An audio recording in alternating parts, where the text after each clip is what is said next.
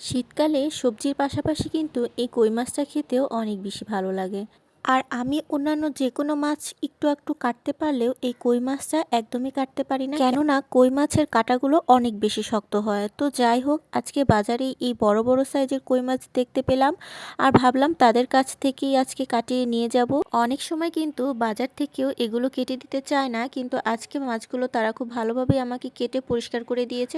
এগুলোকে পরে বাসায় নিয়ে এসে আমি আরও একটু পরিষ্কার করে কেটে নিয়েছি। যদিও বাকি মাছগুলো রেখে আমি এই 2 পিস মাছই আজকে রান্না করব। আজকে এই 2 পিস মাছ আমি আজকে টমেটো আর আলু দিয়ে ভুনা করব। তো ফার্স্টে মাছগুলোকে একটু লবণ, হলুদ আর মরিচ দিয়ে ভেজে নেব।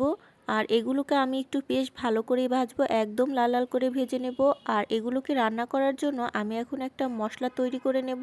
আর তার জন্য এখানে আমি পেঁয়াজ, জিরা আর 2টার মতন কাঁচামরিচ দিয়ে একটু ব্লেন্ড করে নেব। আর এখানে মাছগুলোও ভাজা হয়ে গিয়েছে। আসলে অনেকেই আছেন মাছ তেমন একটা ভাজতে চায় না, হালকা ভাজা দিয়ে উঠিয়ে নেয়, কিন্তু আমি সবসময় যে কোনো মাছ রান্না করলে একটু ভালো করে ভেজে নিই, কেননা একটু বেশি করে না ভাজলে আমার মাছ খেতে তেমন একটা ভালো লাগে না। এমনিতেও মাছ আমি তেমন একটা পছন্দ করি না, তবে যেটুকু খাই বা যেটুকু পছন্দ করি চেষ্টা করি একটু নিজের মতো করে বা নিজের পছন্দ মতোই রান্না করার জন্য। তো আমি মাছের সাথে যে আলু দিয়ে রান্না করব আলুটাকেও ভেজে নিয়েছি। আর ভেজে নেওয়া হয়ে গেলে এখন মশলা কষানোর পালা। মশলা কষাতে যা যা দরকার সব কিছুই দিয়ে দিয়েছি।